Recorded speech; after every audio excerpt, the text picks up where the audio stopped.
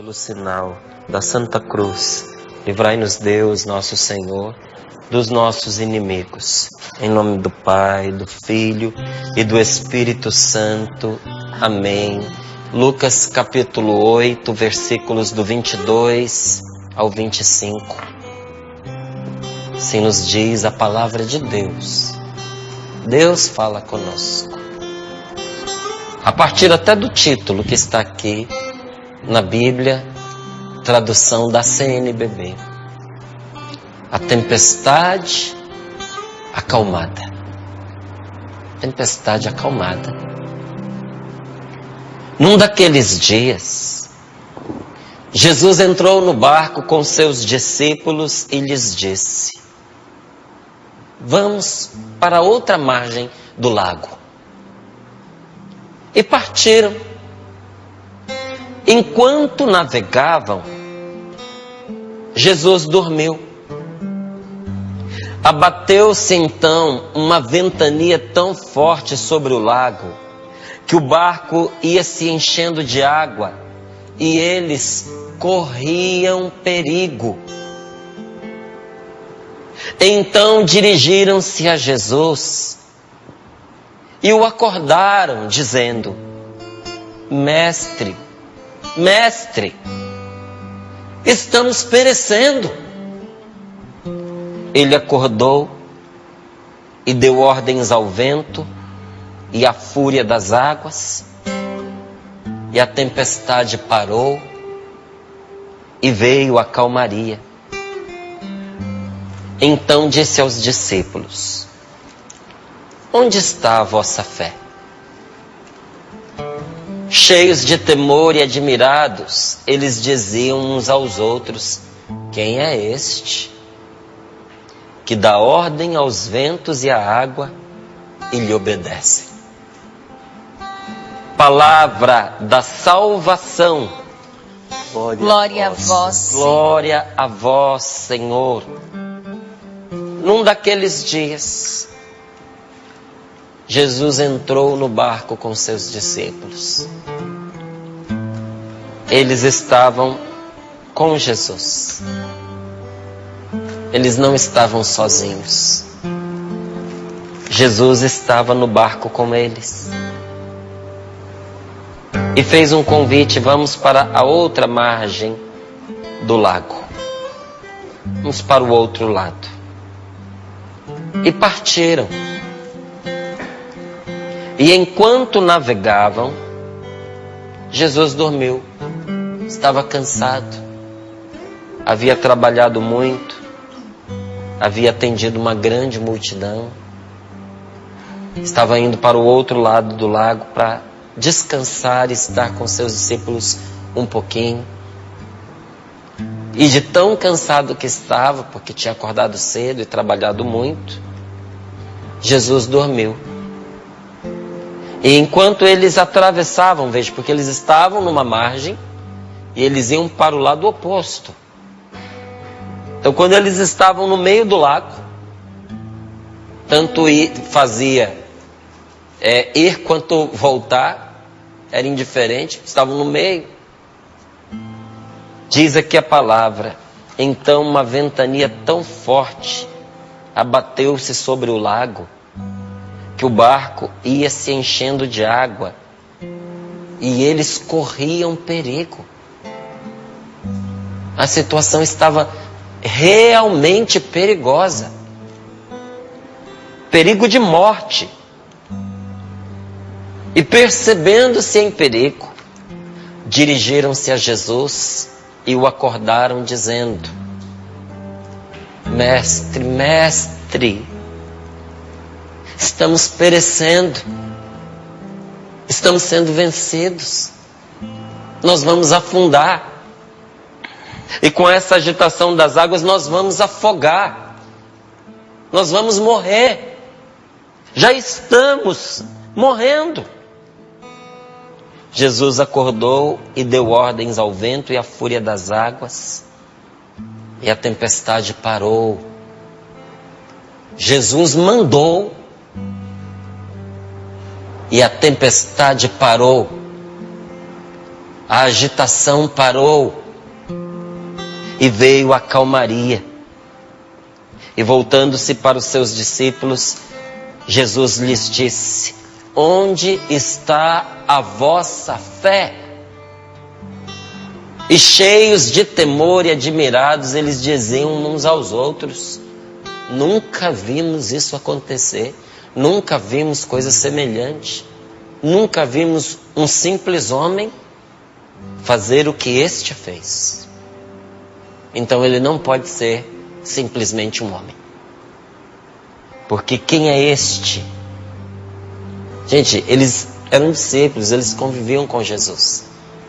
Mas diante do acontecido, eles perceberam que havia algo em Jesus além daquilo que eles conseguiam perceber. Quem é este que dá ordem aos ventos e à água e lhe obedecem? Que palavra maravilhosa! E volto aqui com você numa pequena expressão do versículo 23. Enquanto navegavam, Jesus dormiu. Abateu-se, aqui vem a palavra que eu quero. Abateu-se então. Abateu-se então. Esse então, essa expressão sinaliza a virada que aconteceu. Estava tudo calmo e a situação vira. O inesperado acontece. Usando uma expressão bem popular, estava bom demais para ser verdade. Tudo ia muito bem. A gente diz isso tantas vezes, né? Eu devia desconfiar. Tava bom demais. Quando a esmola é muita, o santo desconfia. Estava todo mundo correndo às mil maravilhas. Esse então aqui poderia facilmente ser substituído por um de repente. Porque é isso que ele quer exprimir. A repentinidade daquilo que aconteceu. De repente, a situação virou. E por que essa palavra é tão importante? Porque esta palavra está aqui não para falar daquele episódio simplesmente de Jesus no Mar da Galileia, porque aconteceu. Mas foi registrado porque não se diz respeito a simplesmente uma travessia de lago. Diz respeito às travessias da nossa vida. Porque o que aconteceu naquele lago acontece na vida. Acontece o quê? As tempestades da nossa vida costumam aparecer de repente. De repente. Tempestade é assim, gente. Quando a gente menos espera, ela arrebenta sobre nós. Contei aqui esses dias que nós tivemos uma chuva de granizo que eu vou te falar. Foi uns granizos assim gigantescos. Do tamanho de uma bola de beisebol, do tamanho de bola de golfe, do tamanho de bola de ping-pong. A única saída era se abrigar e esperar passar. Se eu soubesse que seria daquele jeito, tinha me refugiado dentro de casa. Eu não estava dentro de casa. E fiquei ali assistindo aquele espetáculo do chão se cobrir de branco e tome pedrada. Quem esperava aquilo? Se as pessoas esperassem por aquilo, não tinha ficado tanta gente com o carro amassado. Alguém tinha encontrado, a pessoa tinha encontrado um lugarzinho para esconder o seu carro. Vários foram amassados. Porque foi tudo tão de repente que não dá tempo de você fazer nada. Conversava com uma pessoa ali da região de Florianópolis, ela dizia assim: aqui às vezes quando o tempo vira é assim. A hora que você vê, as nuvens já chegaram na praia e o mar fica agitado. Tem que tomar cuidado. E quando eu visitava ali Israel, acompanhando um grupo em peregrinação, maravilhosa essa experiência, gente, de viajar até a terra de Jesus e rezar nos lugares santos. E uma das coisas que está incluída nesta viagem é a travessia deste mesmo lago. Está incluída essa viagem, não é? Essa travessia, essa passagem. E parece uma coisa assim tão simples, tão tranquila, porque de uma ponta você vê a outra margem. o extremo oposto se enxerga, não é? E você olha aquela água como um espelho, não é? Assim, bem tranquila, aparentemente.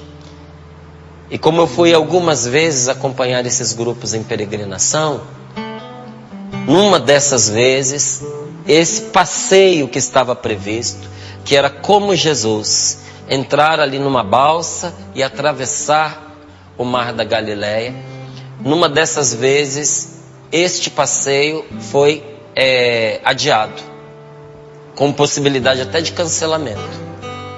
É claro, as pessoas elas ficaram assim meio chateadas e vieram perguntar, mas por que cancelar ou adiar?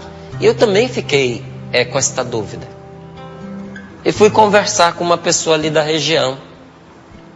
E essa pessoa disse para mim assim: Márcio, quando os marinheiros que fazem essa travessia e que vivem disso, se eles não fizerem a viagem, eles não recebem. Eles vivem disso. Abrem mão de fazer essa travessia porque eles têm dúvida se a gente vai ficar ou não seguros. Se eles têm dúvida, a dúvida deles para nós é certeza. Não vale a pena entrar. E a pessoa com a qual eu conversava, de grande confiança mesmo, eu entendi que ela estava sendo muito sincera. E nisso uma senhora me pegou pelo braço e disse assim: olha, de um jeito ou de outro eu vou. Se eu não for aqui nesse passeio programado, eu vou dar um jeito, eu vou pegar, vou ver um outro jeito, mas eu quero fazer a travessia que Jesus fez desse mar da Galileia. E ela ficou me olhando, e eu disse para ela assim, eu falei: fique à vontade, me dê um abraço, talvez seja o último nosso, vá com Deus, mas eu não vou com a senhora não. Aí ela entendeu o recado, ela: mas por quê? Eu falei: se quem faz essa travessia todos os dias está dizendo que não é seguro, e a senhora quer arriscar como alguém que talvez põe em risco a própria vida por causa de dinheiro, é uma liberdade que a senhora tem, mas eu não vou com a senhora. Não vou. E expliquei para ela o que me explicaram. Que às vezes você está no meio da travessia e não soube ler os sinais, e quando a tempestade se torna evidente lá na frente, não dá tempo de você chegar na margem. Ela vai te colher no meio do mar. Com a vida é assim, gente. Às vezes nós estamos atravessando uma situação aparentemente regular, aparentemente óbvia, uma situação que está sob o nosso domínio. Talvez a gente esteja fazendo aquilo que a gente sempre fez, na monotonia da nossa vida, e de repente uma tempestade quebra esta monotonia, porque as tempestades da nossa vida costumam vir de uma hora para outra, costumam vir de repente, costumam vir de onde a gente não espera. Que tempestades? Lutas, conflitos entre pessoas, conflitos interiores. Às vezes vem de uma hora para outra, a pessoa entra em crise, um pensamento, um sentimento, que vai virando uma bola de neve dentro da gente, daqui a pouco a gente está questionando até a nossa fé em Deus. Conflitos interiores. De repente você topa com a sua vida já tendo cumprido mais da metade, e você se pergunta: que tempo me resta aí pela frente? E eu não realizei nada dos meus sonhos, eu não fiz o que eu queria. E entra em conflito interior. Ou até mesmo num relacionamento, né? Mas não conflito com a pessoa, conflito interior. Será que eu devo continuar ou não esse relacionamento? E a gente faz as contas e não chega a conclusão nenhuma, porque qualquer que seja a decisão tem consequências. E a gente fica angustiado diante das escolhas que a gente precisa fazer, porque escolher pode ser ganhar e também pode ser perder. Todas as vezes que eu tomo uma decisão, eu ganho o que eu decidi, mas eu perco o que eu renunciei. Toda escolha implica renúncia, por isso que é difícil escolher. A escolha é difícil não por aquilo que a gente abraça, mas por aquilo que a gente deixa ao abraçar o que a gente escolheu. E quando a gente não tem clareza do que quer, a gente vive em conflito e a gente pode entrar em crise até na vocação da gente. Eu vivo dentro dessa comunidade Canção Nova. Se eu não tiver consciência de quem eu sou e do que é essa comunidade, eu vou viver em crise, porque eu vou viver achando que talvez aqui não seja o meu lugar, que talvez tenha um outro lugar onde eu me realize melhor, e isso vai me torturar, eu vou viver dividido. E para quem vive isso, olha, é como uma tempestade, os conflitos interiores.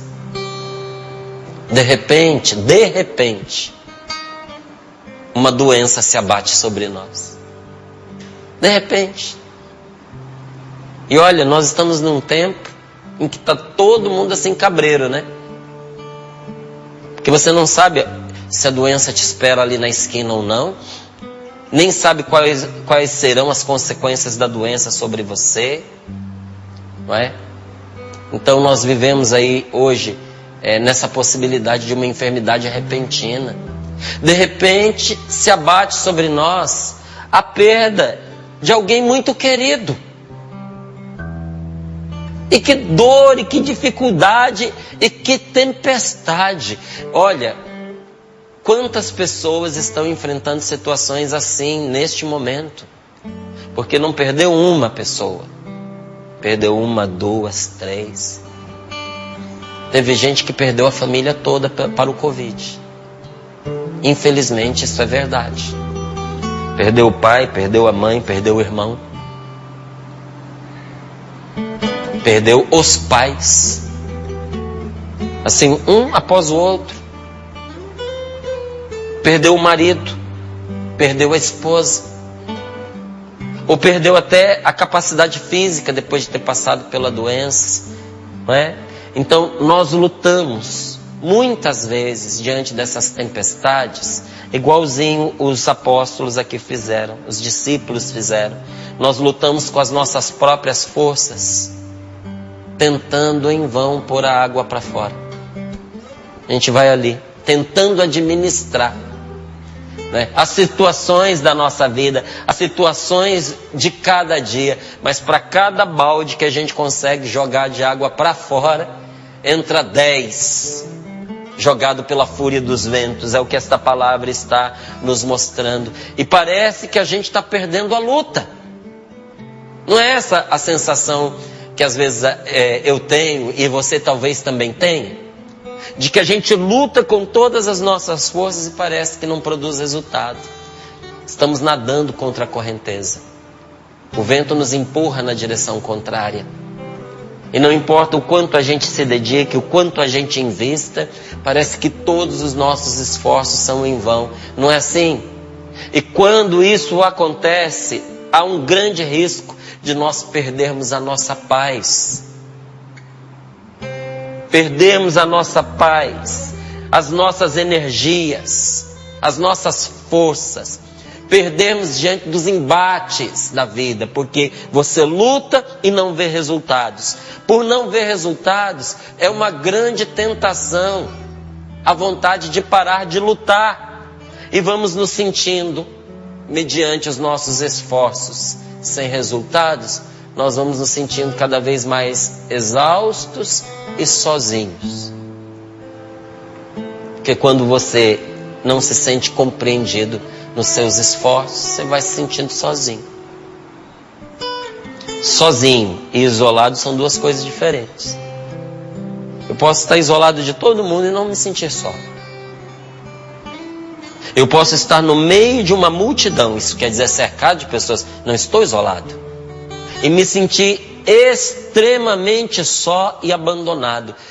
Olha, os esforços em vão que nós fazemos parece que nos arremete cada vez mais contra as pedras da solidão. E aí nós vamos nos sentindo sozinhos nas nossas lutas. Nessas horas é difícil, viu, gente? Nesses momentos difíceis, nessas horas difíceis de luta, não é fácil a gente evitar essa pergunta que brota dentro de nós. Senhor, não te importa que pereçamos? Senhor, estamos perecendo.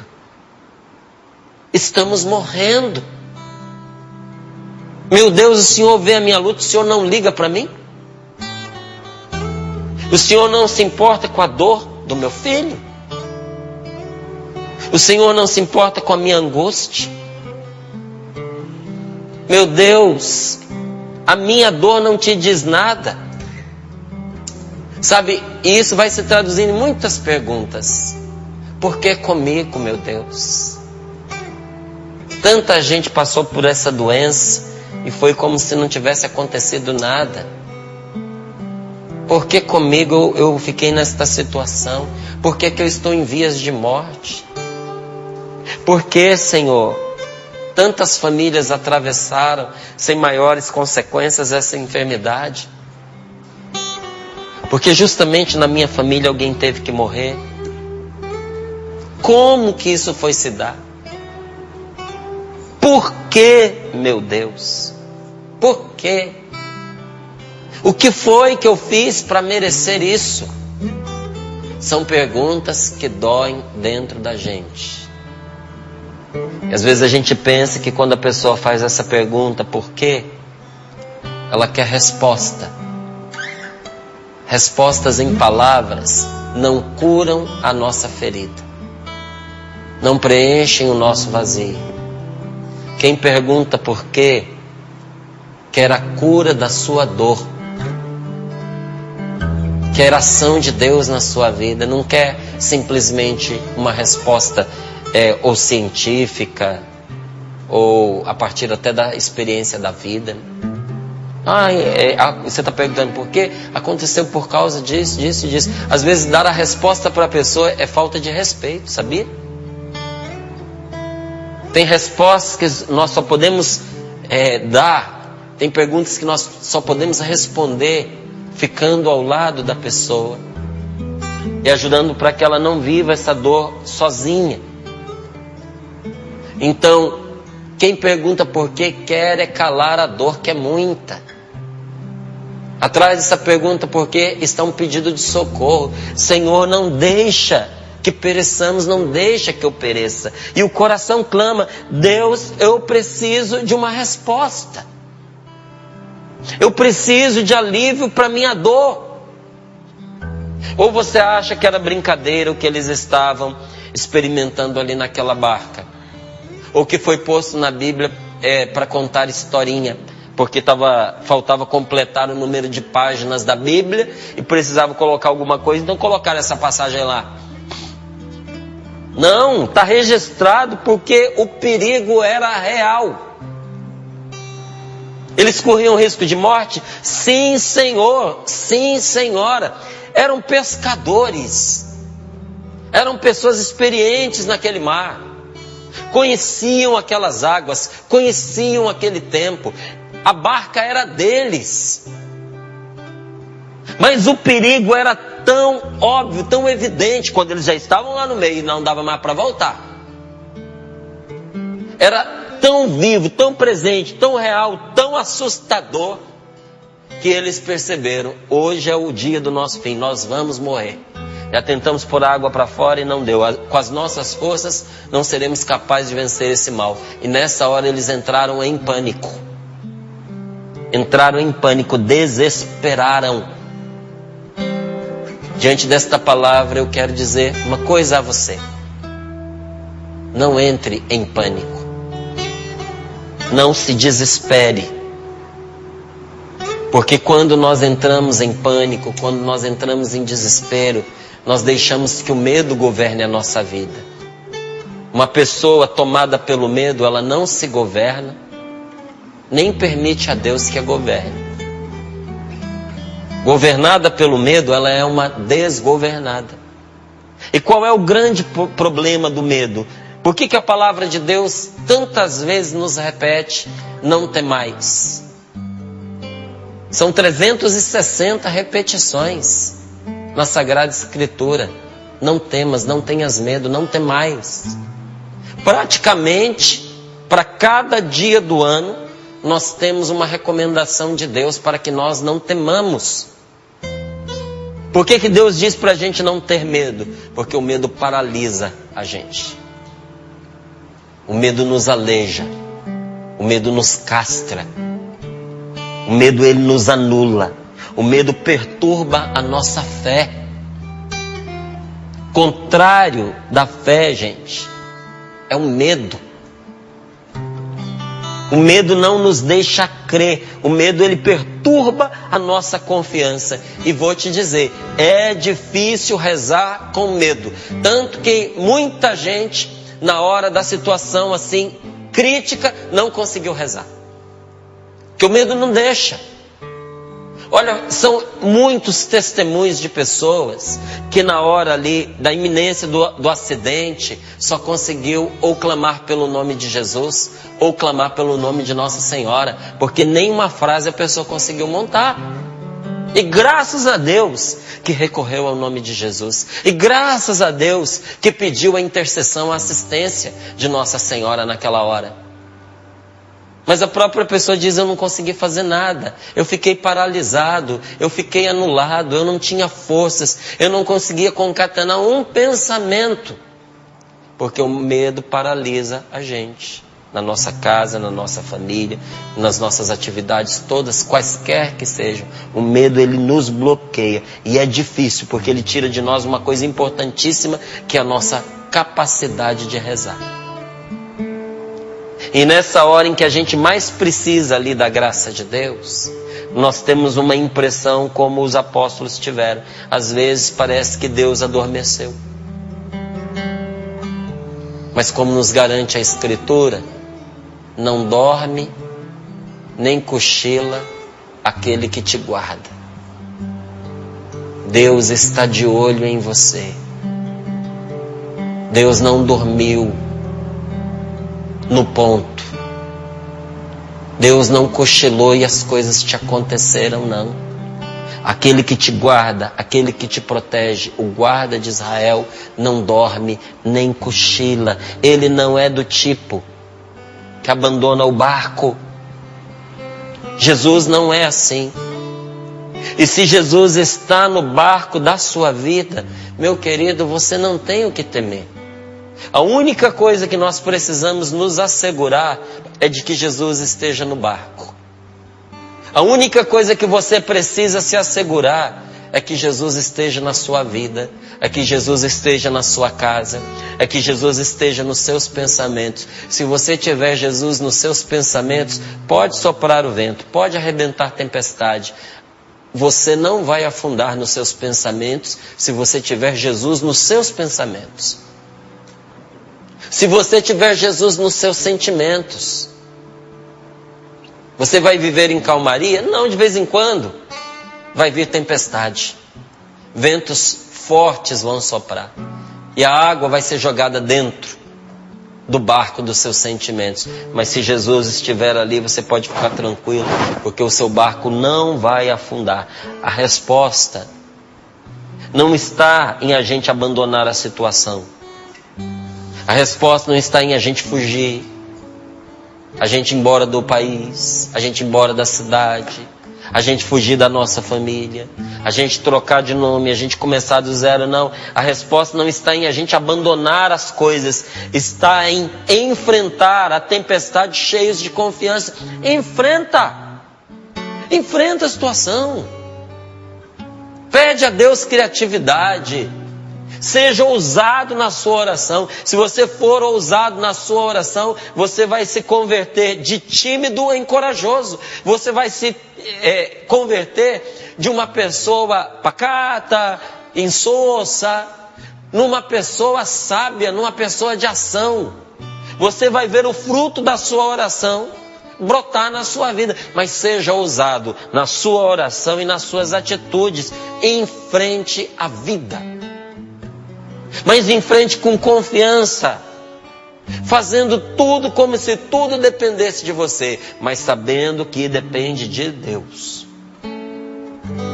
Faça tudo como se tudo dependesse de você, mas sabendo que depende de Deus. Como é que eu vou enfrentar essa dívida? Dê todos os passos como se você tivesse que resolver sozinho. mas sabendo que Deus vai com você e Ele vai abrir caminhos, Ele vai te iluminar, Ele vai te ajudar. Você não sabe como desenrolar esse emaranhado da sua família? Faça tudo como se tudo dependesse de você. Faça o que está ao seu alcance, mas sabendo que depende de Deus. E olhando aqui para essa palavra, eu fico contente, porque eu percebo que nas horas de agonia, ao menos isso eu faço.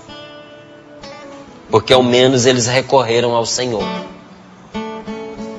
Desesperados, mas recorreram. Então eu te pergunto, quando você corre o risco de desesperar, é a Jesus que você recorre? Ou você recorre a outros artifícios que te deixam na mão? Ou você pega o baldezinho para colocar para fora um rio de água que já está afogando a sua vida? Pelo menos eles recorreram a Jesus, pelo menos eles recorreram ao Senhor em pânico, cheios de medo, mas eles recorreram. E no momento em que eles recorreram a Deus, eles fizeram uma experiência que eu e você não podemos de modo algum renunciar a ela. Eles fizeram uma experiência que eu e você precisamos nos apegar a ela todos os dias. Uma experiência indispensável para a nossa vida. Eles experimentaram que Jesus Cristo é.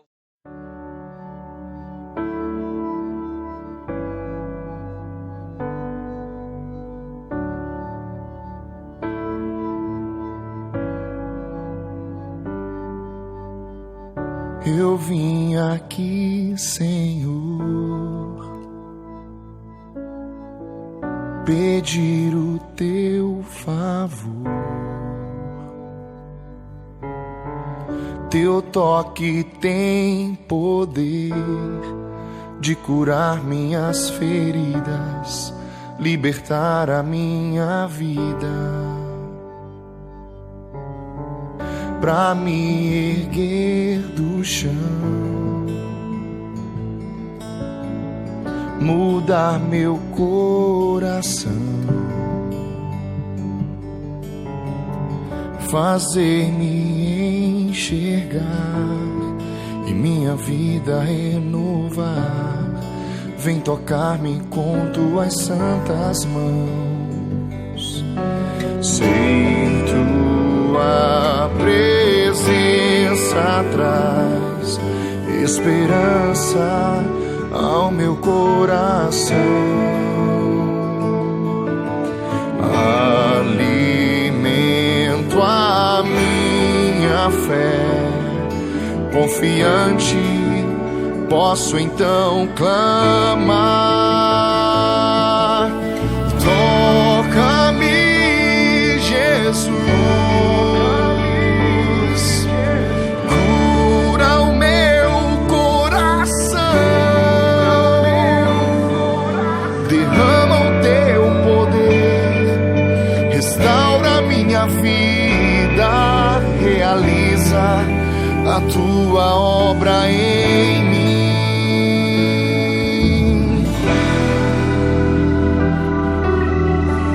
Pra me erguer do chão, mudar meu coração, fazer-me enxergar e minha vida renovar. Vem tocar-me com tuas santas mãos. Sei tua presença traz esperança ao meu coração,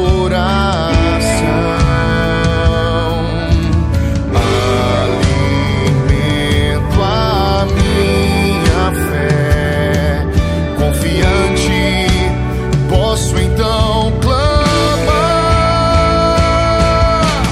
Toca-me, Jesus,